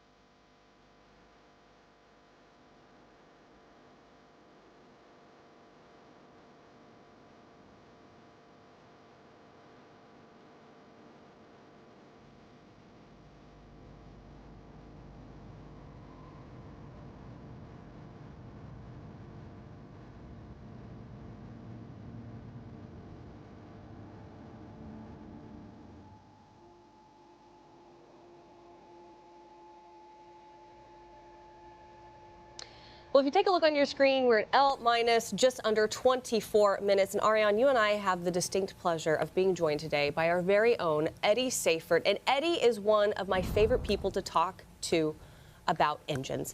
Eddie knows all things engines, as do you. Eddie. Coming to you with live. Eddie. We're coming to you. Let's talk a little bit about our engines. Hey Tabitha, hey Ariane, thank you for the opportunity to talk about our rocket engines, the liquid propulsion systems that for me are one of the highlights of today's show. So our BE4 engines, which are manufactured in Kent, Washington and in Huntsville, Alabama, they're tested at Launch Site 1 at our BE4 engine test stand, as well as at the historic 4670 test stand. Now, I'm a former test guy, and these BE4 engines are a medium performing variant of a high performance architecture, and the teams that test these rocket engines are just eking out more and more and more thrust, better ISP for these engines that serves our customers. So like for example, this year we delivered our 30th BE4 engine to our customer, United Launch Alliance, and in the building that was behind me when this webcast started, we have multiple shipsets worth of BE4 engines for New Glenn. Eddie, do you feel like you have a particular love for one or the other, the BE4 or the BE3? I know you were out in West Texas for a long time. We do a testing of all of our engines really there, but do you have a favorite? Well, no, it's impossible to have a favorite, right? They're all great engines. For example, You can't say you love one of your babies more than the other, huh, Eddie? No. Well, they're all great engines, right? BE3U, which runs on liquid oxygen, liquid hydrogen, is an open expander cycle, right? Those two molecules come together and they create a lot of energy and steam. And you know, BE3U originally started from the BE3 engine that now has flown 36 successful times on New Shepard, but they baselined it at 160,000 pounds of thrust. When it first flew earlier this year in January, it flew at 174,000 pounds of thrust. And this team is kicking butt. They keep increasing those thrust levels, keeping the performance high. And really, it's all about the upper stage when it comes to the payload. And you see they're actually on the shot. We've got the two nozzles in the second stage of the BE-3U. Oh, wow. Those are huge nozzles. Eddie, do you want to talk about why those nozzles are so large on the BE-3Us? Why do we have to have such massive nozzles? Right, so in the vacuum of space, these nozzles don't have the atmosphere to push back in them and crumple them when the exhaust is being exhausted at supersonic, so faster than the speed of sound velocities. And that extra nozzle just gives you more momentum and higher specific impulse, right? 30 to 40 seconds more specific impulse, right? The analogy I like to use is if I had a big red balloon here in front of me, it would have pressure inside of it as a chamber, like a pressure vessel, and I would be holding it by its nozzle. It's a very technical term. And if I let it go, the big red balloon would essentially fly away. So I'm not saying our rocket engines are big red balloons, but it's the analogy that I like to think of. That's a good way. At least Eddie, they're blue balloons. yeah. They're going to be balloons, Eddie. They don't have to be red. They've been big blue Sorry, balloons. big- He also, I remember Yeah, I went to that's one right. of his, he hosts these things here at Blue Origin where we can learn more about updates with different things happening with our engines. And he was explaining essentially the shower head method and how shower head is very similar to how an engine works. But Eddie, I think it's so great to be able to talk to him anytime about engines, and we're so grateful for him. Of course, he is out with our employees. The best viewing spot to see NG2 take to the skies. You're looking at NG2 right now on the pad, and in this moment, we're going to toss it back over to the rocket, because coming up here shortly, we have a very exciting go, no go poll. So we're going to toss it over the rocket and kind of await that poll.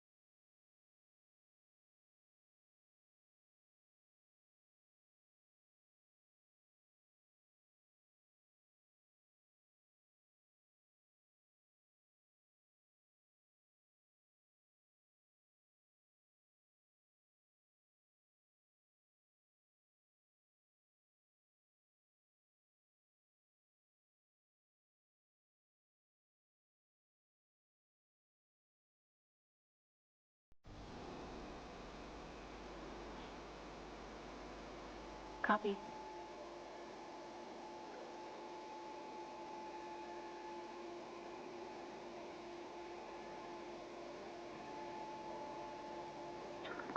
All stations, this is the LV on count 1 with the go poll for final configurations and terminal count. Understand we are still pending GME final configurations and LVHD retraction, also pending weather.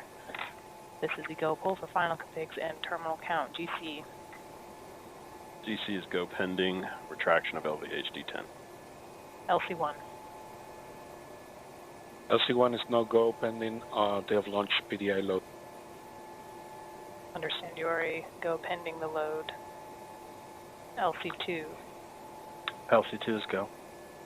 LSO. Go. OSM. Go with the exception of weather. RC. Go. ESR. ESR go pending LVHD and PDI. AC.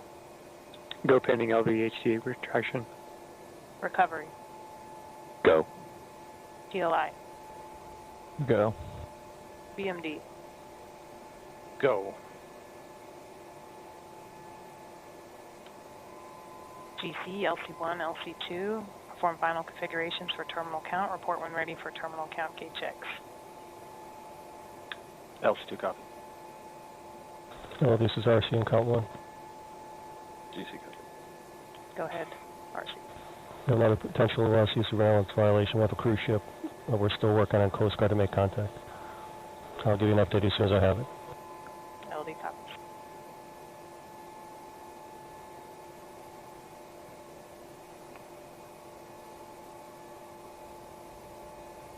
So you just heard the go poll there.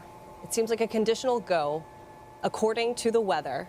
So we are going to continue to our terminal count, and we're going to continue to also keep an eye on the weather. So lots of things that we are tracking at this moment in time. I think we should note there just a second. So first of all, our launch director, Megan Lewis, that lady is a boss. Yes. She is fantastic. There's a lot of things to coordinate there, and you heard various teams giving their go, no go, and go pending. And obviously we have to track a lot, especially in these last 15 minutes. And her job in that room is to coordinate. You saw the people in the front room, but then there's also essentially what's like an engineering support room in the back. Yeah. So that they go off and they track things, they run things down and report back on making these clears. So they are go pending because they want to launch this rocket, and they think that there's still a chance here. So more drama. Yeah, we're excited. This has been quite the show. As you are watching in G2, we're at L-14 minutes, but in order to build a road to space for the benefit of Earth, we've got to radically reduce the cost of access to space by having our reusable rockets. So here's everything that you need to know about New Glenn. The capability, the payload volume of New Glenn was all developed not only for today, but for the future. We have a first stage that is designed from the ground up to be operationally reusable. We have a second stage that is one of the largest upper stages to ever fly to space. New Glenn being a reusable launch vehicle is so beneficial to future lunar missions. It's going to allow us to keep that cadence going, where we'll be able to launch multiple landers, multiple refueling flights over and over again, so that we can reduce the cost of access to the moon.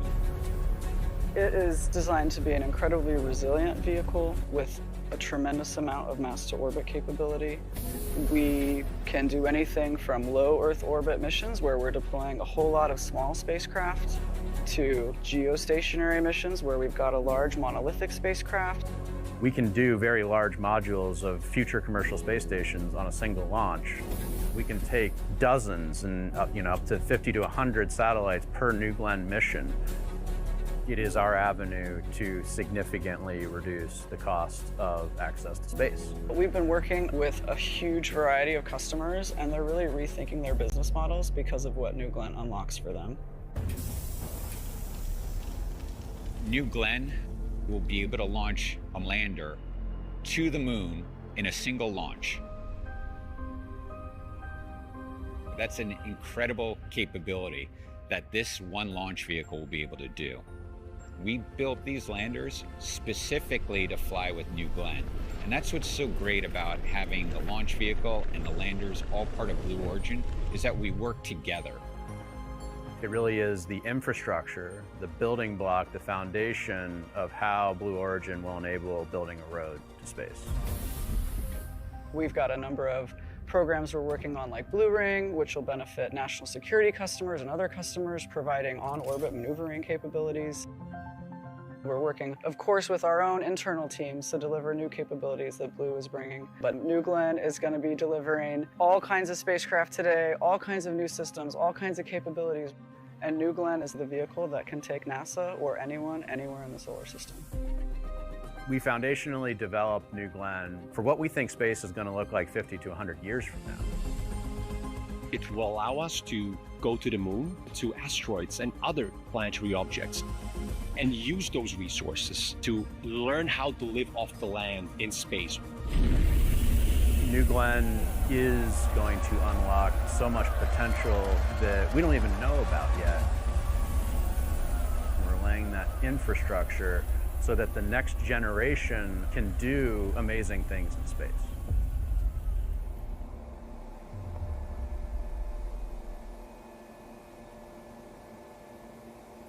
All right, we are at L minus 10 minutes and 34 seconds to go from New Glenn's second launch. And Tabitha, you recently had the chance to chat with our CEO, Dave Limp, about NG2 and what this mission means for science, but also for Blue Origin. I certainly did. It was so great to be able to sit down and actually talk with him. And I think you guys are going to be surprised to learn just how much of this moment has really been building up over time, and how even when he was a child, you know, Dave himself had an interest in space. Check it out. This is a really big moment for Blue Origin. Can you tell me how NG2 compares to NG1? Yeah, I think NG1 was obviously our first mission. There was lots to learn, and we did learn a lot, and unbelievably successful in that we made our goal, which was to get to orbit. This time we're going to be a little bit more ambitious, and we want to not only get to orbit, but we have our first paying customer this time with EscaPADE and get them off to Mars. That's the first part of our goal, and then the second part of the goal is to land the booster out on Jacklyn. And if we don't, we have more over here in the factory that we're building, but we're going to give it our best shot. Never tell me the odds is pretty fitting for this booster. You know, we are taking our second attempt at landing it for the first time. How are you going to feel if we land it? Well, I certainly will not channel my inner C-3PO. I will be very ecstatic. I would be on pins and needles up to that point, but it would be a huge achievement for the team and for Blue. I think that we have a good chance, but if we don't, like I said, we can build more, but I will be over the moon if it happens. Now, New Glenn is obviously just one of the many systems we have here, right? We have New Shepard, we have Lunar, we have In-Space Systems. How are all of those organizations really working together to further our ultimate goals? Yeah, I think each component of what we do has a piece of trying to get millions of people to work and live in space, and they all have their individual. But as it relates to this particular mission, a huge amount of people have put work into it. Obviously, our engines team in building both the engines for the booster, the BE-4s, and the BE-3Us for the upper stage. We also have a huge amount of work by the obviously New Glenn team building this vehicle, but also New Shepard has been a pathfinder. So all our avionics fly on New Shepard first, so that we can get a sense of what's going on there and get a sense what it's like to have flight-ready hardware. And so it takes a whole team, and it's a very big cross-functional effort across Blue. We have more than 10,000 employees here that are very excited about this moment. I'm one of them. What is your message to those who are going to be watching our webcast and be watching NG2 take to the skies? Well, I think everybody will be a little bit on pins and needles, I'm sure. But I would say that this is a culmination of a lot of work from a lot of teams. It's not the end point of our journey. Obviously, we have a lot more rockets to make and a lot more customers to make happy as we move forward. But to the extent we're successful here, I hope everybody at Team Blue takes a pause, smiles a bit, celebrates, because it'll be a great achievement for us. And we'll take that deep breath, we'll sort of embrace the moment and then move on, because we have a lot of customers waiting for us to succeed. And there's nothing that makes you happier in business and in your life when you see the smile on customers' faces. Did you ever think that you would be doing something like this in your career when you're watching your rockets launch? No? No, not in a million years. I was very happy making Fire TVs and Echoes, but it is a boyhood dream, and so to be able to have it, I kind of pinch myself every day, and just amazed that I get to wake up and help this and lead this amazing team of people build incredible technology like New Glenn. I mean, and a reference to that, one of the first things they ask you when you come onto Blue Origin is, what is your first memory of space? What is your first memory of space? Yeah, I have a lot of pictures. It turned out my third, fourth, and fifth birthday, I have these old Polaroids of the cake, and they all have rockets on it. I was enamored with rockets as a kid, and never took the path where I thought I'd be running a rocket or a rocket company, but it turns out that it was very early in my life that I had a lot of love for it. And we're so grateful to have you here at the helm. Dave, thank you so much for your time. I appreciate it. Yeah.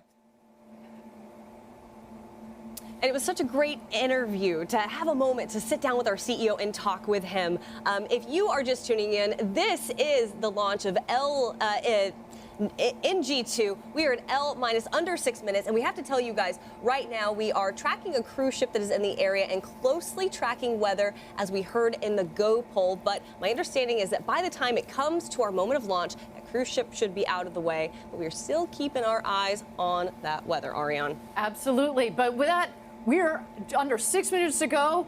Let's go out to Eddie, because you realize we're about 5 minutes to go from the launch. Eddie, how's everybody feeling out there? Yeah, it is hype out here. We are so excited to be at less than 5 minutes before launch. We're excited to be here. Eddie, is that guy on a chicken? A rooster? Yeah, we got Rooster, and the flag. Everybody say hi to Rooster. And EscaPADE, and this is the team that's launching the rocket today. They helped build it. Amazing. They are absolutely psyched. What we're waiting for here is a go, no go, a final go, no go. We're bringing this down to the minute on this one. We want to launch before our window, so we're waiting on the team to determine if that's great to go. Oh, Eddie. Let's go blue. Let's go blue. Thank you so much. We are hyped. They are hyped. Since we are at essentially L minus 4 minutes, let's go ahead and toss it back over to the rocket right now.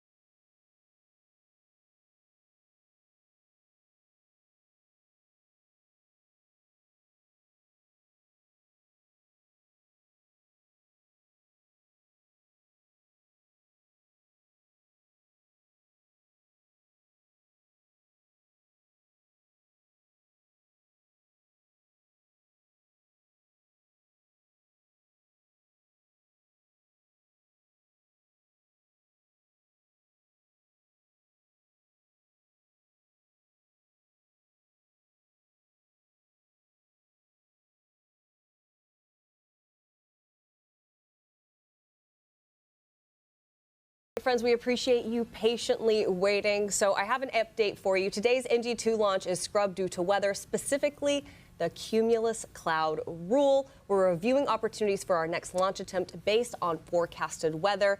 I know we were all really excited to watch NG2 take to the skies today. We came down to the wire, and then there you have it. But my name is Tabitha Lipkin. This is Ariane Cornell. We're going to keep you guys posted and updated with all the information that we get as it becomes available to us. That will be on our social media. And until then, we look forward to seeing you at our next launch, and stay cool. Gradatum Ferociter.